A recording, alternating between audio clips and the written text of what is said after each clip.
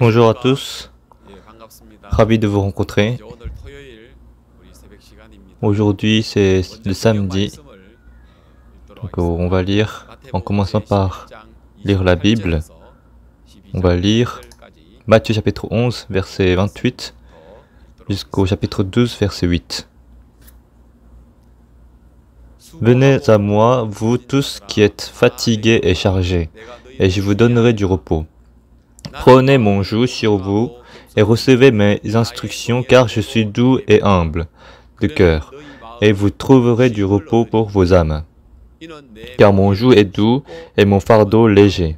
En ce temps-là, Jésus traversa des champs de blé. Un jour de sabbat, ses disciples qui avaient faim se mirent à arracher des épis et à manger. Les pharisiens, voyant cela, lui dirent, « Voici des disciples font ce qu'il n'est pas permis de faire pendant le sabbat. » Mais Jésus leur répondit, « N'avez-vous pas lu ce que fit David lorsqu'il eut faim, lui et ceux qui étaient avec lui?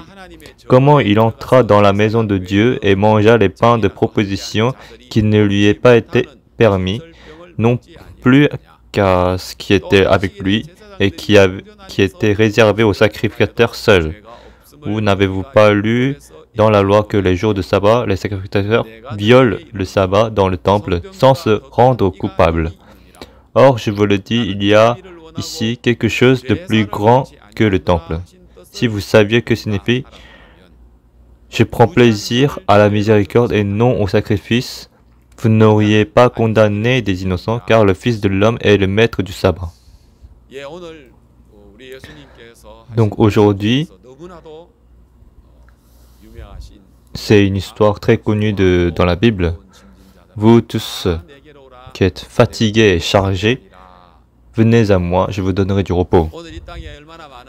Donc aujourd'hui dans le monde, beaucoup de gens y vivent avec beaucoup de fardeaux. Qu'on soit jeune, qu'on soit enfant ou qu'on soit vieux, ou qu'on soit femme de ménage, qu'on soit qu'on fasse du business ou qu'on va à l'entreprise, on a tous nos propres fardeaux.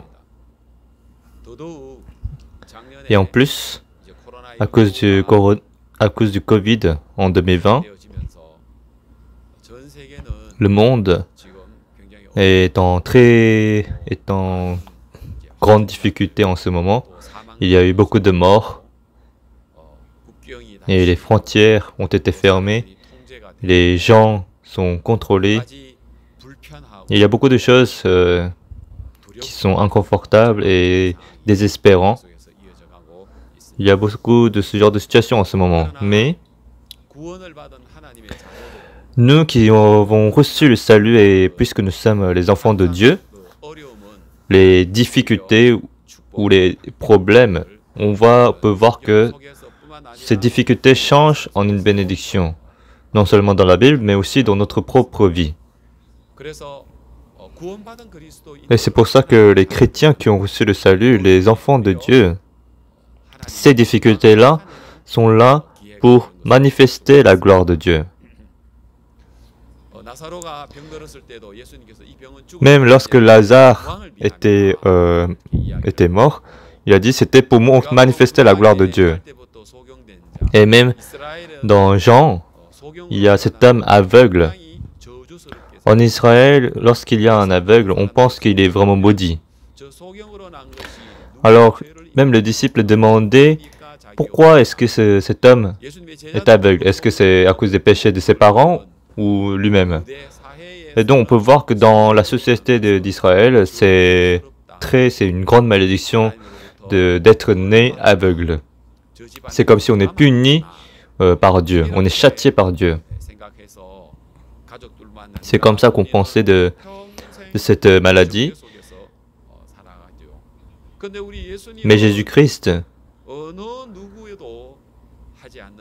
il dit quelque chose que personne ne dit. Il dit que ce n'est pas que lui ou ses parents aient péché, mais c'est afin que les œuvres de Dieu soient manifestées en lui. En d'autres mots, c'est pour manifester la gloire de Dieu. Et Jésus-Christ, Il dit, c'est une bénédiction, ce n'est pas une malédiction. Je pense que c'est ce qu'il veut nous dire. Les enfants d'Israël, lorsqu'ils étaient dans le désert, lorsqu'ils se plaignaient, et lorsqu'ils étaient contre Moïse ou contre Dieu, Dieu a envoyé des serpents brûlants. Et ces serpents brûlants, ils ont commencé à tuer les enfants d'Israël. Et en un instant, c'est devenu le chaos. Et beaucoup de gens ont été mordus par les serpents brûlants, ils étaient en train de mourir. Alors, les enfants d'Israël, devant Moïse, ils sont venus et ils ont dit, « S'il vous plaît, faites partir, faites disparaître ces serpents brûlants. » Alors lorsque Moïse a prié à Dieu, ces souffrances, c'est cette mort, la mort qu'apporte le serpent brûlant, Moïse a prié pour que ça disparaisse, mais Dieu n'a pas fait disparaître ces serpents brûlants. Il a laissé les serpents brûlants.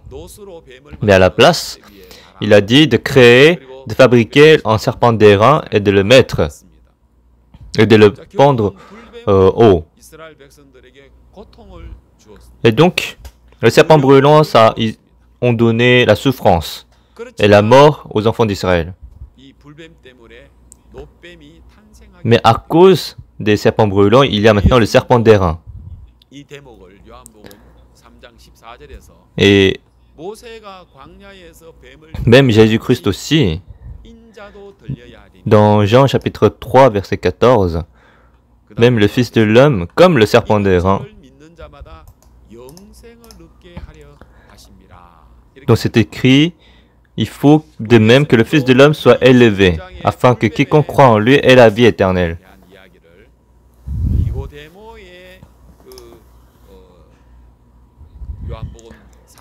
Et dans la conversation avec Nicodème, dans Jean chapitre 3, donc Jésus-Christ il dit que les gens ont été sauvés lorsqu'ils ont regardé le serpent d'airain. Qu'on soit mordu par 2 serpents d'airain ou 50 serpents d'airain, lorsqu'on regarde le serpent d'airain, on pouvait être sauvé. Donc, qu'on soit mordu ou pas, c'est lorsqu'on regardait le serpent d'airain, on pouvait être sauvé. Et donc, comme le serpent d'airain a été élevé, Jésus-Christ aussi doit être, le Fils de l'homme doit être élevé. Ça veut dire qu'il doit être crucifié. Et donc, le serpent d'airain les sauve du poison du serpent brûlant. Mais Jésus-Christ, lorsqu'il a été crucifié, lorsqu'on a la foi en la crucifixion de Jésus-Christ, Jésus-Christ nous sauve du poison de la mort, du poison de la malédiction, du poison du péché. Il va faire disparaître la mort et il va nous donner la vie éternelle. C'est la puissance de Jésus. Oui, les serpents brûlants, ça nous donne de la souffrance. On veut que ça disparaisse. Mais si Jésus-Christ est là, si Dieu est là, il va nous donner le serpent d'airain. Il va faire manifester le serpent d'airain. Et à travers le serpent d'airain, il va nous donner la vie. Alors, pour nous, les difficultés, les souffrances, si toutes ces souffrances, toutes ces peines sont liées avec Dieu, on pourra arriver finalement à la bénédiction. Donc c'est écrit dans Ésaïe chapitre 38, verset 17. « Voici mes souffrances même sont devenues mon salut. » Oui, c'est écrit, ces souffrances me donnent le salut. Donc le serpent brûlant, c'est lié avec le serpent d'airain. À travers les peines, les souffrances que donne le serpent brûlant, ça va à la fin nous donner la vie éternelle. Nous sommes descendants d'Adam, nous sommes nés en tant que pécheurs. Et nous ne pouvons que vivre dans le péché. Mais Dieu, qu'est-ce qu'il a fait de notre péché? Il a dit, « Voici mes souffrances sont devenues mon salut. Tu as pris plaisir à retirer mon âme de la fosse du néant, car tu as jeté derrière toi tous mes péchés. Oui, donc nos péchés, il l'a jeté derrière lui, derrière Jésus. Nos malédictions, nos péchés, il l'a jeté derrière lui. Il nous donne maintenant la paix, il nous donne le salut, il nous donne la justice, il nous donne la bénédiction. C'est ce qu'on peut voir dans la Bible. Alors, le serpent brûlant, il nous fait regarder le serpent d'airain. Alors, nos faiblesses, nos difficultés, toutes ces choses, ça va nous guider au final vers Jésus-Christ. Vous tous qui êtes fatigués et chargés, venez à moi, je vous donnerai du repos.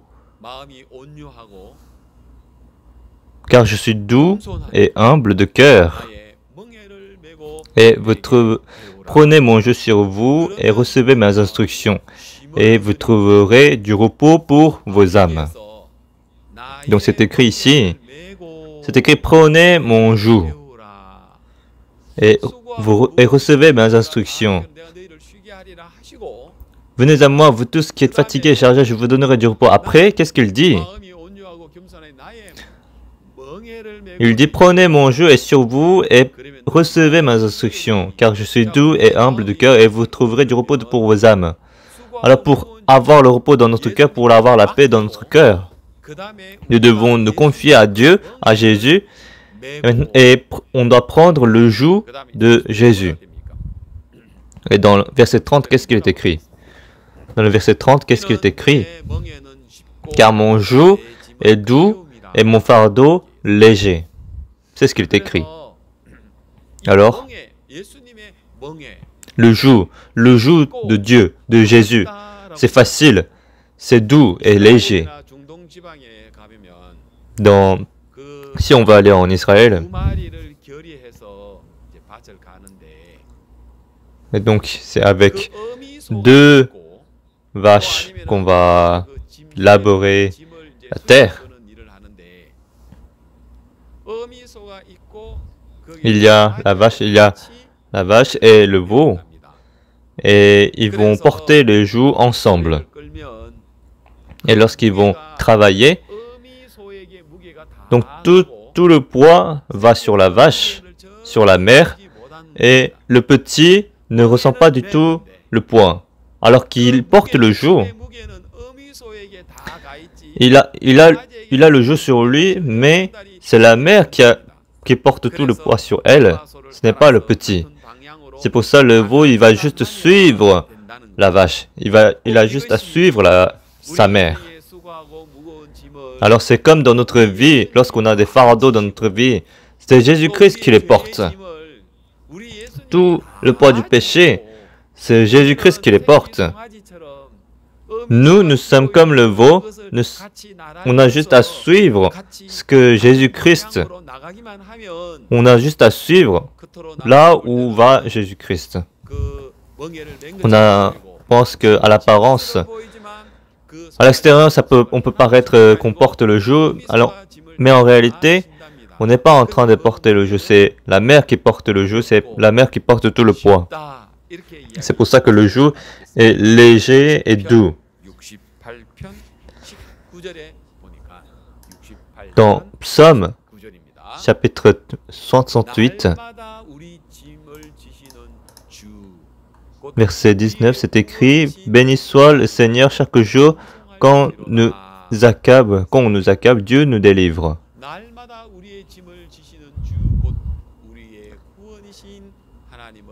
C'est écrit « Béni soit le Seigneur chaque jour, quand on nous accable, Dieu nous délivre. » Oui, grâce à Jésus-Christ qui porte nos péchés, notre joug est léger. On a juste à chanter la gloire de Dieu. Parce que c'est écrit que le joug est léger et doux. On a juste à prendre tout ce que Jésus-Christ a accompli par la foi. C'est par la foi qu'on va atteindre à la foi. Donc lorsqu'on accepte ce que Jésus-Christ a fait en nous par la foi, à ce moment-là, on peut atteindre ce que Jésus-Christ a accompli. Donc le joug, son joug est léger et doux. Et les gens qui ne savent pas cela, c'est eux-mêmes, ils vont essayer d'observer la loi. Et c'est pour ça que ça va devenir difficile.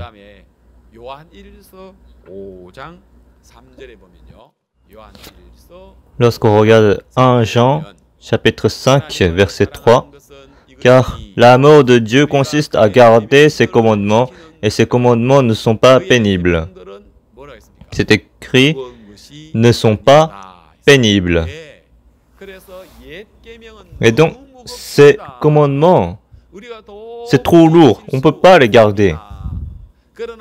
Mais Jésus-Christ, Dieu nous a donné une nouvelle alliance, il nous a donné de nouveaux commandements. Et ces nouveaux commandements ne sont pas pénibles. Alors par la foi, nous pouvons maintenant garder ces nouveaux commandements. Alors, Jésus-Christ, il dit, « Prenez mon joug », parce que son joug est doux et léger. Oui. Parce que Jésus-Christ a porté tout le fardeau, toutes les difficultés de notre vie. Il a pris les commandements que nous devions garder, les faiblesses que nous avons, toutes les choses que nous avons honte. Et ces choses-là, Jésus-Christ a pris. Et puis, en nous regardant, il nous a dit de prendre son joug. Maintenant, Jésus-Christ, il est la tête de l'Église. L'Église est le corps de Jésus. Maintenant, dans le monde, Jésus-Christ,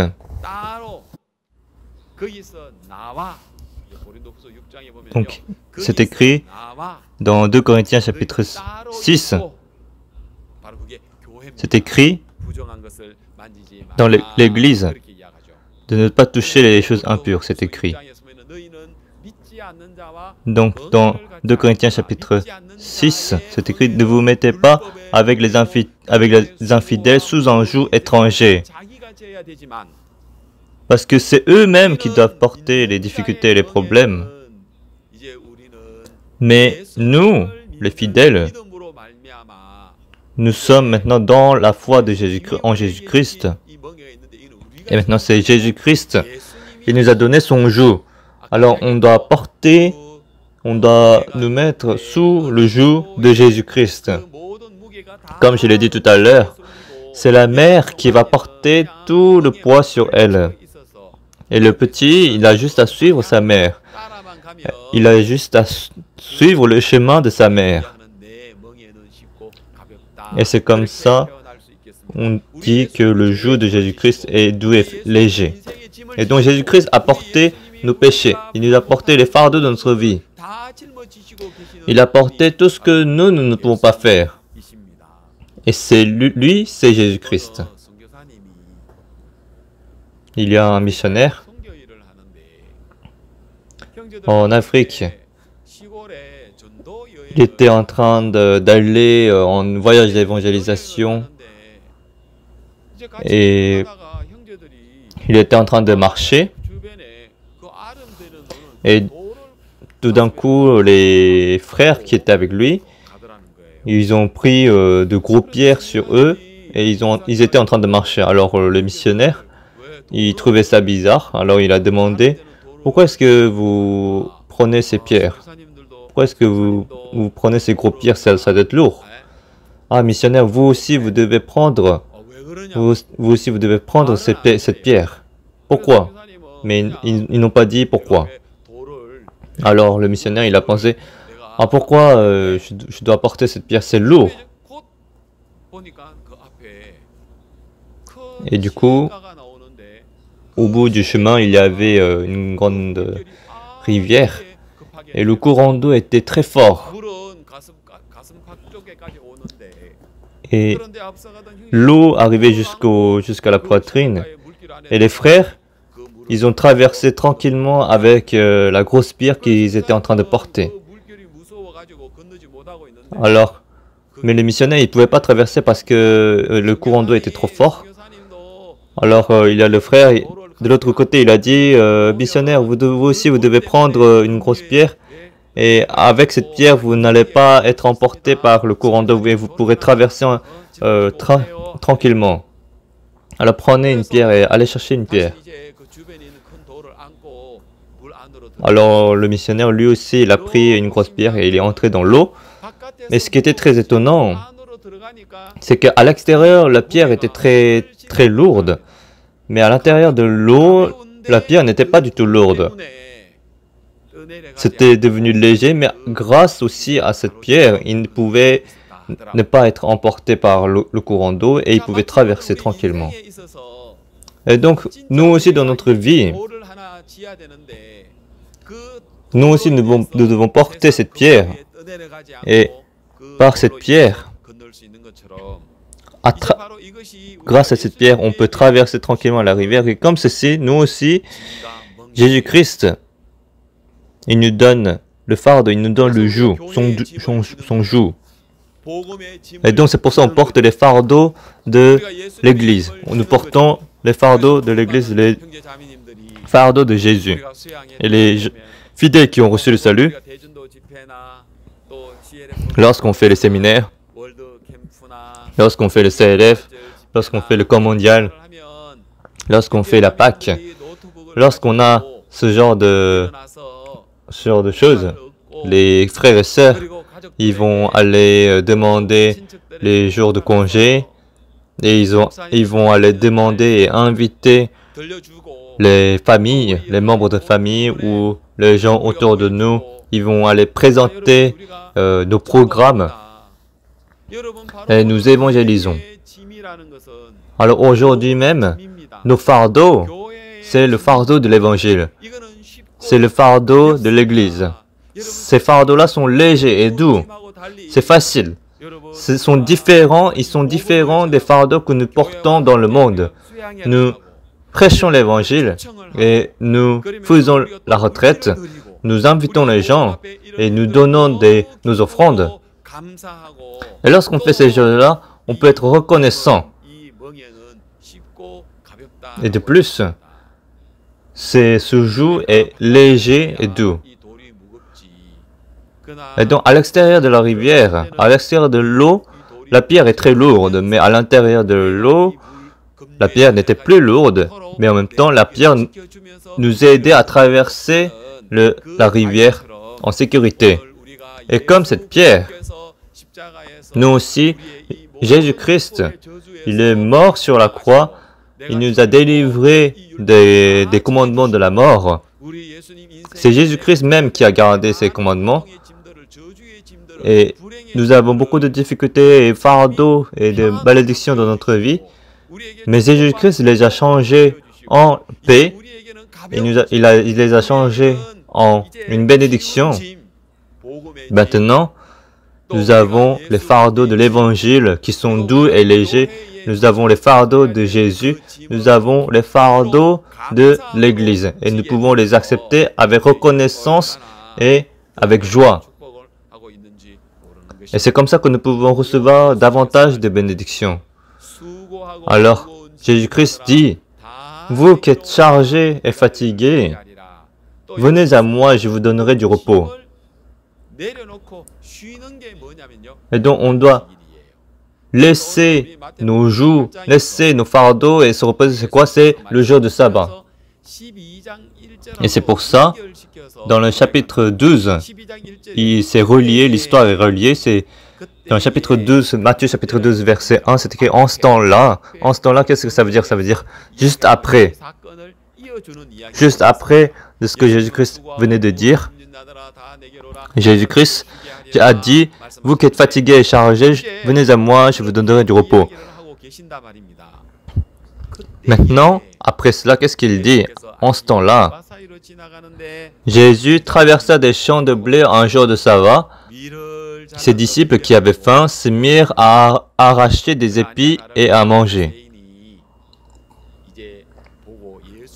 Et les pharisiens, voyant cela, ils vont aller dire à Jésus-Christ, « Voici tes disciples font ce qui n'est pas permis de faire pendant le sabbat. » Alors, lorsqu'on regarde la conversation entre Jésus-Christ et les pharisiens, ils portent les fardeaux des commandements. Et ils ne connaissent seulement ce que dit la loi. Ils connaissent seulement les lois, ils connaissent par cœur la loi. Mais c'est Jésus qui est Dieu. Jésus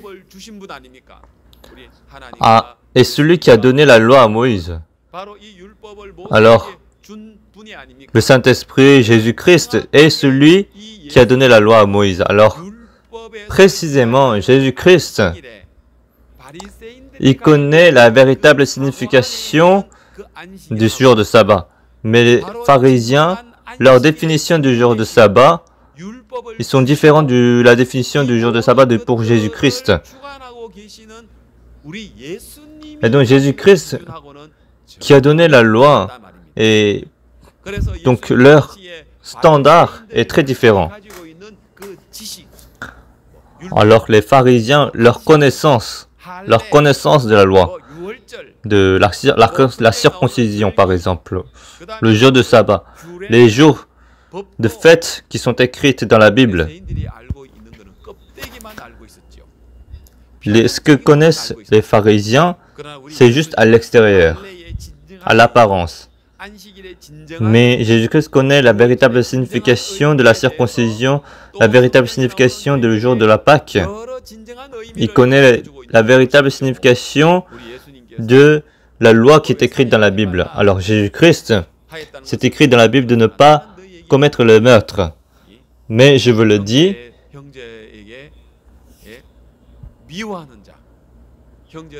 si vous avez déjà détesté vos frères, si vous avez déjà insulté votre frère, ces gens-là vont aller en enfer. Et puis, c'est écrit dans la Bible de ne pas commettre l'adultère, mais si vous avez des désirs obscènes vers une autre femme, c'est comme si vous avez commis l'adultère. Alors, entre la définition de la loi pour Jésus-Christ, et des pharisiens, ils étaient différents.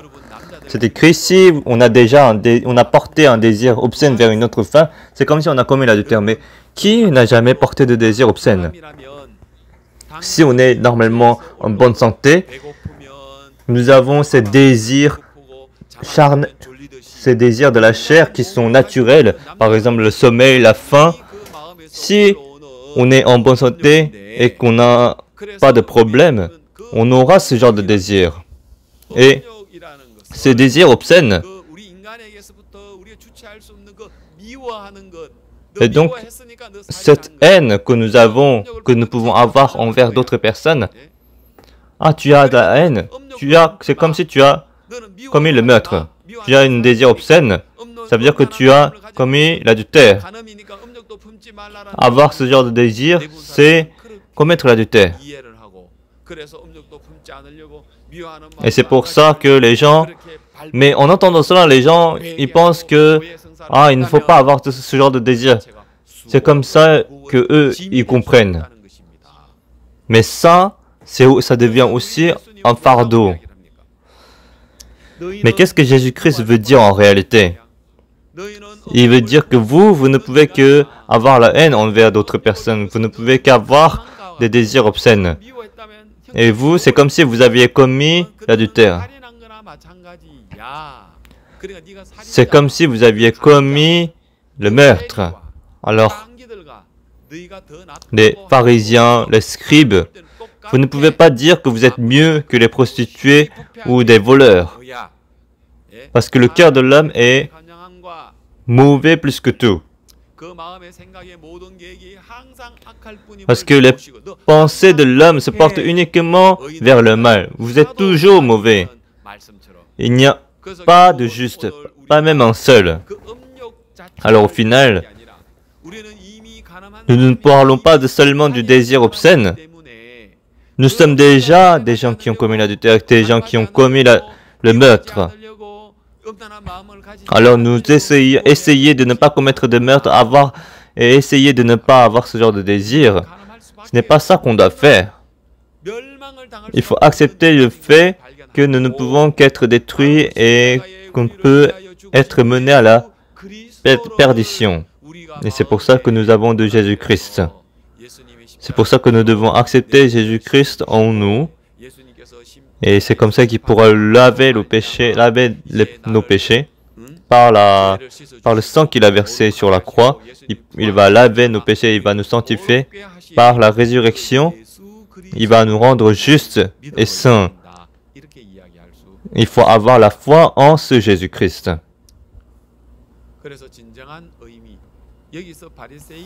Dans la véritable signification, les pensées des pharisiens, eux, ils pensent que le jour de sabbat, il ne faut rien faire.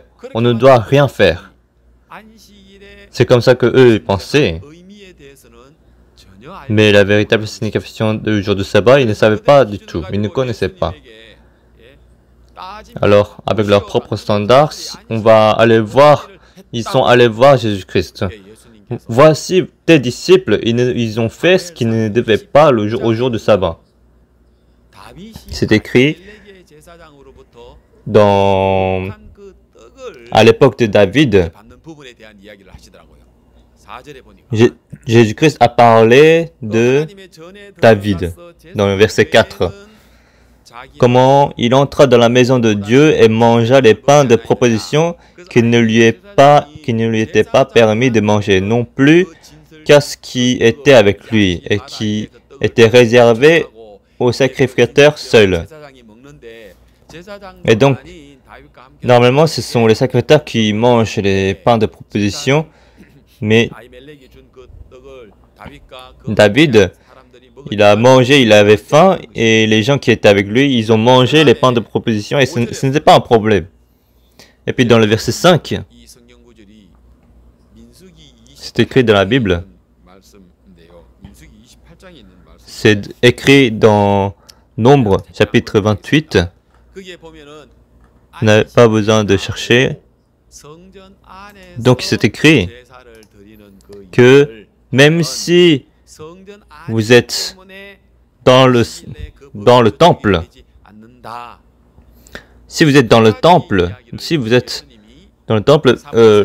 le jour de sabbat, la loi du sabbat ne s'applique pas. Normalement, c'est seulement les sacrificateurs qui devaient manger le pain, mais il a partagé le pain avec David et ces personnes. Et puis, dans Nombre chapitre 28 aussi, c'est écrit aussi que le jour de sabbat, les sacrificateurs violent le sabbat dans le temple, mais ça ne va pas les rendre coupables. Et puis dans le verset 6, il dit, « Or, je vous le dis, il y a ici quelque chose de plus grand que le temple. » Parce que dans le temple, ils ne sont pas coupables. Parce qu'ils étaient avec David. C'était des pains que seul David devait manger, mais ce n'était pas un problème. Alors, celui qui est plus grand que David, celui qui est plus grand que le temple, c'est qui? C'est Jésus-Christ. Il est le Créateur, il est tout-puissant, il est notre Père, il est le roi des rois, il est Jésus.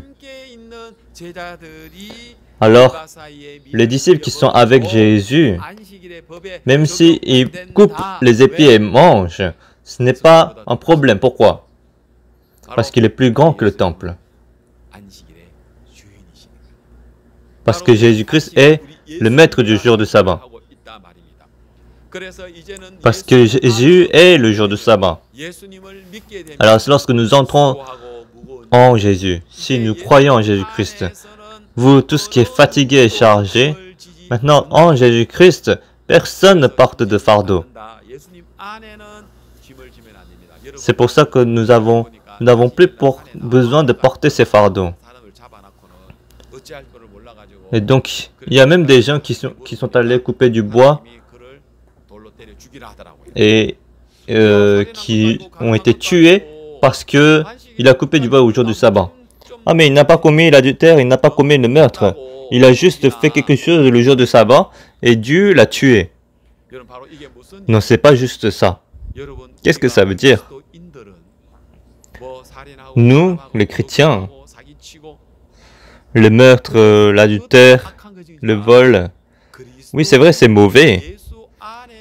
Mais pour les chrétiens, si nous portons les fardeaux par nous-mêmes, si nous avons les fardeaux par nous-mêmes, si nous réglons ce genre de choses par nous-mêmes, c'est mauvais aux yeux de Dieu. Et on peut être tué.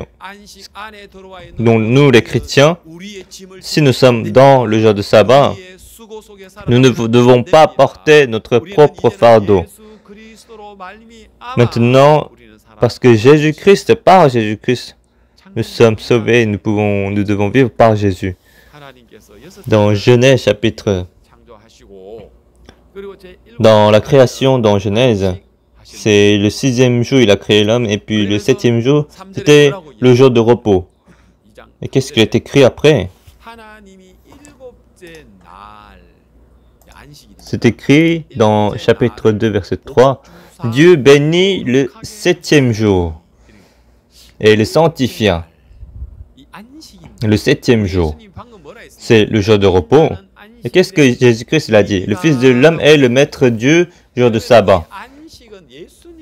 Alors, le jour du sabbat, ça signifie Jésus. Le jour de sabbat signifie Jésus. Alors, ça signifie Jésus-Christ. Ça veut dire que Jésus-Christ est le 7e jour. Il est le jour du repos. Il est le jour du sabbat. C'est Jésus. C'est comme ça qu'on peut lire alors. Le verset 3, Dieu bénit Jésus-Christ et il le sanctifia. C'est ce qu'on peut lire. Ça ne devient pas un problème, n'est-ce pas? Parce qu'il dit, il a béni le 7e jour. Ça veut dire, il a béni Jésus-Christ qui est le maître du jour de sabbat. Et parce que le jour du sabbat, c'est Jésus. Alors dans la Bible, dans Colossiens, c'est écrit, dans Colossiens chapitre 2, verset 16, c'est écrit que personne donc ne vous juge au sujet de manger ou du boire ou au sujet d'une fête de nouvelle lune ou des sabbats. Et donc il y a plusieurs fêtes ici, mais on parle aujourd'hui du sabbat dans verset 17 parce que c'était l'ombre des choses à venir. Mais le corps est en Christ. Donc on parle du jour du sabbat. Le Fils de l'homme est le maître du jour de sabbat. Donc le sabbat, c'est des choses à venir. C'est l'ombre des choses à venir. Dans Hébreux, chapitre 10, verset 1, la loi aussi est l'ombre des choses à venir. Et donc la loi est l'ombre des choses à venir. Parce qu'en effet, c'est une ombre des biens à venir. En effet, la loi qui possède une ombre des biens à venir et non l'exacte représentation des choses. Ce n'est pas l'exacte représentation. L'exacte représentation, c'est Jésus. Et puis dans Colossiens, chapitre 2, verset 17 est écrit, c'était l'ombre des choses à venir, mais le corps est en Christ. Ça veut dire, le sabbat, c'est Jésus-Christ. Jésus-Christ. Alors, se reposer le jour de sabbat, nous portions des fardeaux, des difficultés, mais le dimanche, ou je veux dire le vendredi soir, on enlève tout et on se repose le jour du sabbat. Et c'est comme ça que dans notre vie, nous avons des difficultés, nous avons des problèmes, des souffrances, nous avons des maladies, nous avons les problèmes de notre des enfants, ou du travail, ou des relations humaines, ou des relations familiales. Tous ces fardeaux, nous ne pouvons que les porter par nous-mêmes, mais Jésus-Christ, il a envoyé Jésus-Christ.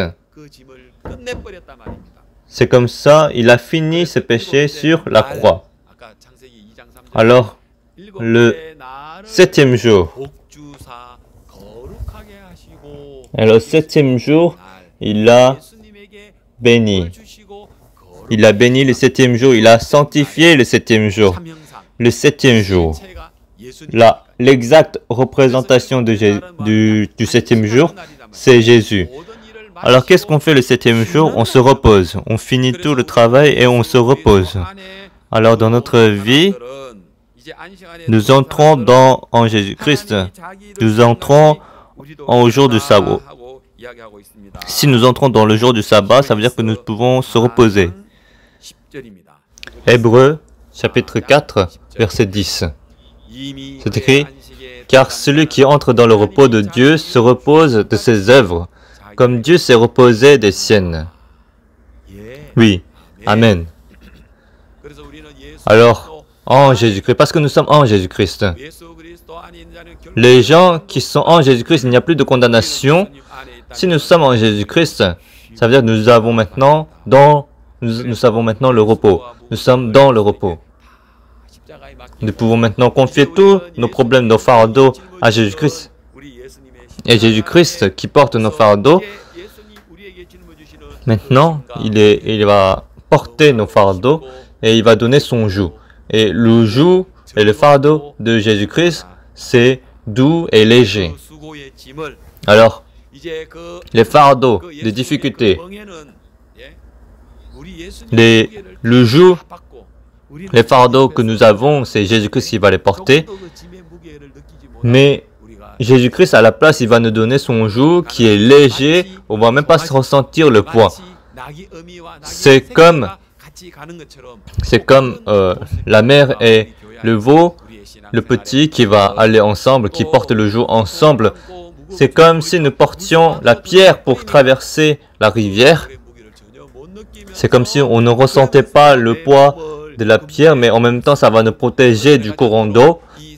Et c'est ainsi que Jésus-Christ, il va nous protéger du courant d'eau du monde. C'est pour ça qu'il nous donne son joug, il nous donne ses fardeaux, il nous donne les fardeaux de l'Église. Et c'est comme ça que nous pouvons mener notre vie spirituelle. C'est comme ça que nous pouvons traverser. Nous pouvons traverser sans problème. Les pharisiens, par leur propre connaissance, ils ne peuvent pas atteindre au niveau de Jésus. Alors nous avons lu dans Matthieu, chapitre 11, verset 25. C'est écrit, en ce temps-là, Jésus prit la parole et dit, « Je te loue, Père, Seigneur du ciel et de la terre, de ce que tu as caché ces choses aux sages et aux intelligents. » Ici, on parle des sages et les intelligents, on parle des pharisiens. C'est écrit, « Tu as caché ces choses aux sages et aux intelligents. » Les pharisiens, ils pensent qu'ils sont sages et ils pensent qu'ils sont intelligents. Et eux, parce qu'ils pensent qu'ils sont intelligents, ils vont porter les fardeaux par eux-mêmes. Et ici, c'est écrit, « Et de ce que tu les as révélés aux enfants. » Les enfants, c'est qui? C'est la femme samaritaine. C'est la femme adultère. Pour ces gens-là, il a révélé les choses, la parole aux enfants. Et c'est la volonté du Père. Oui, Père, je te loue de ce que tu l'as voulu ainsi. Toutes choses m'ont été données par mon Père et personne ne connaît le Fils si ce n'est le Père. Et personne non plus ne connaît le Père si ce n'est le Fils. Et celui qui a le Fils veut le révéler. Venez à moi, vous tous qui êtes fatigué et chargé, je vous donnerai du repos. Les pharisiens, les scribes, eux, ils ne connaissaient pas Jésus-Christ. Ils ne savaient pas que Jésus-Christ était le maître du jour de sabbat. Eux, ils ont porté par eux-mêmes les difficultés, les problèmes du péché. C'est eux-mêmes qui les portaient. Même nous n'avons plus ce genre de fardeau parce que nous les avons confiés, nous les avons fait passer à Jésus-Christ. Parce qu'en Jésus-Christ, il n'y a plus de condamnation. Il n'y a pas de condamnation. Alors nous n'avons plus besoin de porter ce genre de problème ou ce genre de joug. Parce que nous sommes dans le sabbat, parce que dans le sabbat, nous nous reposons. Nous pouvons maintenant nous reposer. Ce n'est pas nous qui devons travailler. C'est par la foi en Jésus-Christ. C'est Jésus-Christ qui les porte. C'est très étonnant, n'est-ce pas? Nous ne pouvons qu'être perdus, mais par Jésus-Christ, nous avons reçu une grande grâce. Dans Ésaïe chapitre 56, on va lire Ésaïe chapitre 56. C'est écrit dans le verset 3 que l'étranger qui s'attache à l'Éternel, c'est écrit l'étranger qui s'attache à l'Éternel. À l'époque d'Ésaïe, les étrangers, les païens, ceux qui n'étaient pas circoncis, ceux qui n'observaient pas la loi de l'Éternel, ces gens-là, ces étrangers, ils étaient considérés comme des chiens, comme des cochons, mais les païens, ils n'étaient pas acceptés à la société d'Israël. Mais ici, Ésaïe, qu'est-ce qu'il dit? C'est une chose très étonnante pour nous, nous qui sommes païens, c'est une parole très étonnante. Et donc, tout à l'heure, dans Matthieu, c'était écrit que les pharisiens étaient en train de dire voici tes disciples, ils sont en train de couper l'épi, etc. Et donc ces gens-là doivent détester Jésus, n'est-ce pas? Comment, pour ces gens-là, ils vont détester aussi les païens? Alors ils vont détester aussi cette parole. Ici, c'est écrit que l'étranger qui s'attache à l'Éternel. Et donc, nous sommes en Jésus-Christ. Par la foi en Jésus-Christ, les païens qui sont dans Jésus-Christ, les païens qui sont dans la justice de Jésus, les païens, les étrangers qui sont dans le sabbat et qui sont attachés à l'Éternel. Alors, par Jésus-Christ, que l'étranger qui s'attache à l'Éternel ne dise pas « L'Éternel me séparera de son peuple » et que l'eunuque ne dise pas « Voici, je suis un arbre sec ». Un eunuque, c'est quoi? Dans Deutéronome, chapitre 23, c'est écrit « Celui dont les testicules ont été écrasés ou l'urètre coupé n'entrera point dans l'assemblée de l'Éternel. » C'est écrit « C'est l'eunuque n'entrera point dans l'assemblée de l'Éternel. » Donc, les païens ne pourront pas entrer dans l'assemblée de l'Éternel. Les gens de Moab ne pourront pas entrer dans l'assemblée de l'Éternel. Les gens de Ammon et de Moab. Mais les Ammonites et Moabites ne pourront pas entrer dans l'assemblée de l'Éternel. Mais la Moabite, Ruth, elle est entrée même dans la génération de Jésus-Christ, dans Matthieu. Comment est-ce qu'elle peut entrer dans l'assemblée de l'Éternel? Alors que c'est écrit, l'Ammonite et le Moabite n'entrera point dans l'assemblée de l'Éternel. Il y a une raison pour laquelle elle pouvait y entrer. C'est grâce au sang que Jésus-Christ a versé sur la croix.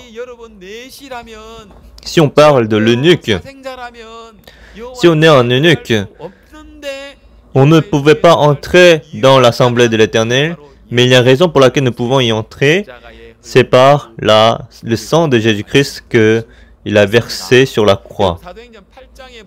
Alors dans Actes chapitre 8, l'évangile est prêché aux païens et celui qui reçoit en premier le salut, c'est qui? C'est l'eunuque, c'est un eunuque. C'est un eunuque.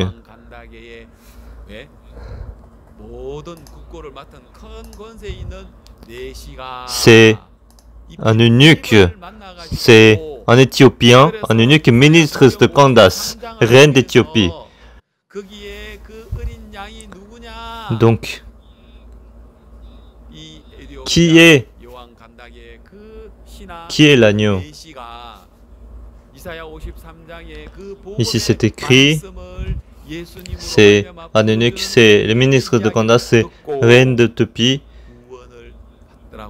En écoutant Philippe, cette personne a reçu le salut. C'est la première personne parmi les païens qui ont reçu le salut. Et donc c'est un eunuque. Un eunuque, ça veut dire celui dont les testicules ont été écrasés ne pourra pas entrer dans l'assemblée de l'Éternel. Donc celui dont les testicules ont été écrasés, l'urètre coupé. Et donc, normalement, même les païens ne peuvent pas entrer dans l'assemblée de l'Éternel.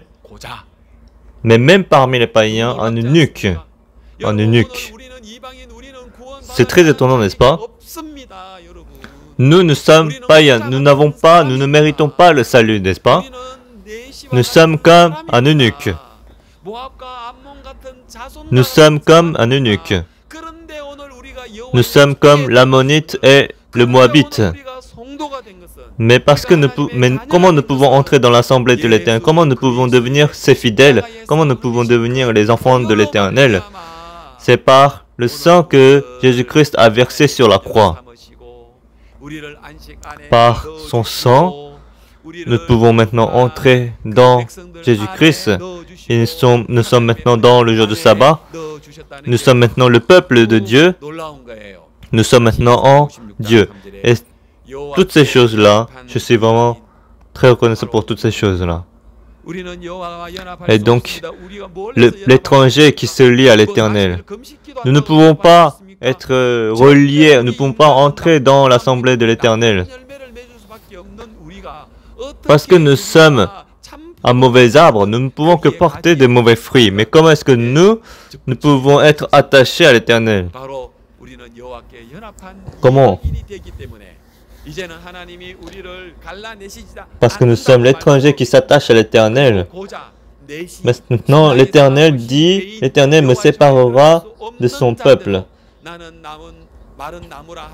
Nous ne pouvons pas entrer dans l'assemblée de Dieu. Mais maintenant, même si on est un eunuque, Dieu il dit qu'il va nous donner la vie. Parce que normalement, en tant qu'eunuque, on ne peut pas avoir de vie en nous, mais Dieu nous donne la vie par Jésus-Christ. Et c'est pour ça, il s'est écrit que l'eunuque ne dise pas « Voici, je suis un arbre sec ». Car ainsi parle l'Éternel aux eunuques qui garderont mes sabbats. Garder les sabbats à l'apparence, c'est juste ne pas travailler. Mais lorsqu'on parle de sabbat ici, c'est le sabbat, c'est Jésus-Christ, c'est entrer dans Jésus-Christ. Et en entrant dans le jour de sabbat, nous allons laisser tous nos fardeaux et nos difficultés. Et c'est ça, garder le sabbat. Qui choisiront ce qui m'est agréable. Qu'est-ce que ça veut dire? Ça veut dire que quand Jésus-Christ a été baptisé, le ciel était ouvert et Dieu a dit, il est celui qu'il aime. Dieu aime Jésus-Christ et Dieu se réjouit de ce que Jésus-Christ fait. Qu'est-ce que Dieu se réjouit? De quoi Dieu se réjouit? C'est la mort de Jésus-Christ sur la croix pour nous sauver. C'est pour ça qu'il est écrit, oui, qui choisiront ce qui m'est agréable et qui persévéreront dans mon alliance.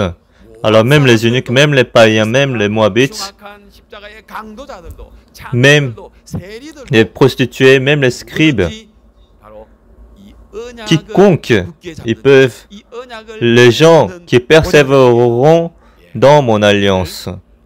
Dans verset 5, je donnerai dans ma maison et dans mes murs une place et un nom préférable à des fils et à des filles. Je leur donnerai un nom éternel qui ne périra pas. Et je peux vous dire que c'est la croix. Ce nom, c'est Jésus-Christ, c'est le nom de Jésus-Christ. Et par Jésus-Christ, nous pouvons obtenir le repos. C'est ce que je peux vous dire. Alors, cette parole est une grande surprise pour nous. Alors, vous qui êtes fatigués et chargés, venez tous à moi et je vous donnerai du repos.